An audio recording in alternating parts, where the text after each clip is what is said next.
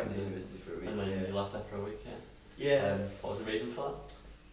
Well, I've been in the band since I was like 17, and we all sort of applied to university, but none of us really wanted to go. It was just sort of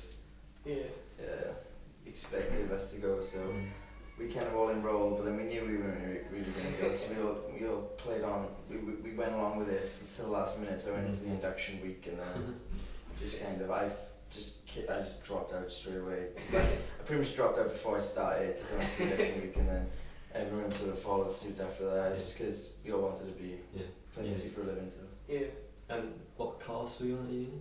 I was going to study, like, it wasn't a special. It wasn't here nor there. It was kind of like popular music meets sound technology, but I didn't really. I would rather just play music. If you obviously weren't in a band, what would your dream job would be? That's a tough question because playing drums in a band is what I always wanted to do. So I studied film quite a lot. I'd like to, if I was capable, to start working in the film industry as well. Like I just love film, so I'd probably do something down that route. Yeah, as well. What point did you think that the band really became successful? You kind of realise all the time, like, when we first started, we were just sort of in school and we were all friends, and we were playing like local clubs on the weekends and stuff. But as it goes along, like, the first time we sort of had a big show was Lost Prophets took us to a show, and I thought, oh, this is getting wicked, like, we're really stepping up. And then, like, we were just supporting them in a local, like, 500 capacity show, so, and then we gradually just things keep, the realization kicks in, so you're like, we'll do a tour and it'll be like 400 kids, and you'll be like, that's awesome. Or you'll step up and it'll be like, oh, we just got Reading, we're playing Reading this year, and then like we step to now, like, we've never played this room, it's the big room in the academy, so that's just like, it's really daunting to know, like, that we're the headline in this room, so you think about it a lot of the time. So it's not like set points. No, you don't just think like, oh, that one thing, we're huge. No, it's sort of just like constantly you get reminded of it. When you meet people in the street and they're just like, they know your band, that's wicked. You're obviously a drummer and a percussionist. Is there any other instruments you can play? Well, drums is sort of my main instrument. I can dabble in other instruments, but I wouldn't say I was a guitarist. Let's say I can play guitar, but not very well. I picked up bass as well when I was younger, but I've kind of concentrated on drumming more than playing any other instrument. I wish I could play piano better. I love pianos. Before pursuing work with your own band, you've been in all that? Yeah, well, I was in like a covers band with a few of my mates from school, but we didn't play many shows or anything, so this is like the first band that I'd say. Well, lucky really. It is so But it's not fun. What influences you most for musically? I grew up listening to like rock music, so like I suppose people like Dave Grohl such an influence on me when I was like when I first started playing drums. I was 9. He was sort of like my inspiration, and at the time I really liked like Nirvana and Green Day, so it was just sort of punk rock, pop punk, and sort of that was the sort of stuff I was listening to at the time. But then my parents were also like big my dad likes classic rock, like the Police and stuff, so I was like always into the Police and Queen and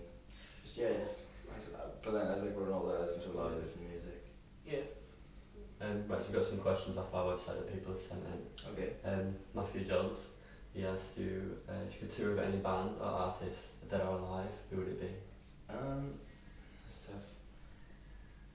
There's always a time and a place in it, because you wouldn't really want to play with like Nirvana now, would you? You want to go and play with them in like 94 or something. I'd love to play with the Police. I don't think we go down well, but it's just like, they're one of my favourite bands, so I'd like to do it. But I reckon the Foo Fighters would be a good band to play with. Just like a huge rock band, trying that's something I'd be interested in. If would be a good band if they want to get out, can they do it? Shall you couldn't do Milton Keynes with it? Scott Shaw asked, you've obviously been to a few gigs, which is one of your favourites, and who was it? Yeah, I've been to Yes, I went to see Lady Gaga last year, and that show was unreal.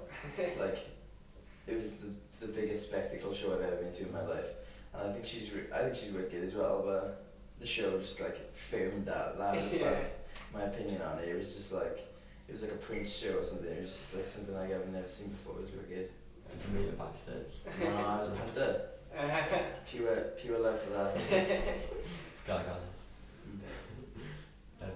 So you went to America to record there. Yeah. What was that experience like compared to recording in England? Yeah, well, we've only before that we'd only recorded with our friend Ramesh, like in Cardiff. That was so it was kind of like we were going to Texas, and it was just like a different producer, Jason, and it was just sort of it was all learning for us, and it was exciting because you get to like when we recorded at home, we was distracted by like you can just drive home or you can just go out afterward or whatever. But like in Texas, it's just we were there purely just to record the album and just sort of focused. But at the same time, we always like wanted to see Texas as well, so it was kind of it was a good balance of both, because the studio was actually in the middle of nowhere, so it was just sort of like you had to drive like an hour if you wanted to go to the town, so it's just kind of like you were just like there to work on the record. You obviously, as you said, worked with Jason Perry, who's the lead singer of that. What was it like working with him? Because he's worked with other bands. Yeah, it was really good. Like it was the first sort of time we'd ever worked with a producer, like, or someone we hadn't been a friend with. But like he's instantly, we get on with him straight away. He is he's a friend of ours now, you know. And We always used to.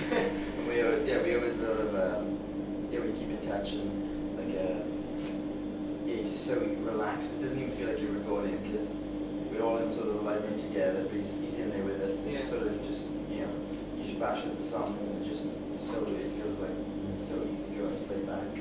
It's good. Met with a few stalkers at the band. Have you got any really other enthusiastic ones who've done anything really crazy? Not really. Like, we don't really have anyone. If anyone, we have a lot of fans who keep coming to shows, which is wicked, and gives gifts and stuff. But they're generally quite nice. It's just some people you meet, and like after the shows they can be really rude. Like kind of, it's fine. Like, it's absolutely not fun, but it's just sort of like you have to take it with a pinch of salt. It's just sort of we'll speak to anyone, so kind of it just seems a bit strange. Some kids can be really rude. That's why I find worse than if someone was following me, I'd have a chat with them or something. If someone's rude, that's just kind of like, come on up. And then James Lappin asked, what advice would you give to small bands trying to make a break at the moment? Well, you have to be good. That's what. And then It's always important. yeah, like I always found just trying to do something new and exciting, because otherwise, like, you could be the best of some boring genre no one's gonna care, you know. So you have to sort of try and, you know, do something original, and then people you play shows, and then people are like, this band's wicked, I've never seen anything like that before. That's the only thing I can. It's pretty vague, but it's sort of you have to try and do something that's different from other bands. Social networking wise, how do you feel like it's I think it's really cool. Like Twitter and that.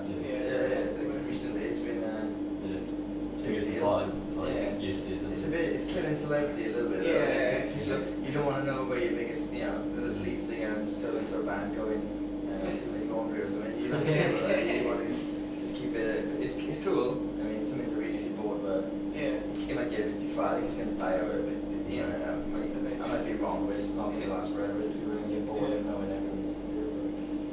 I know I will.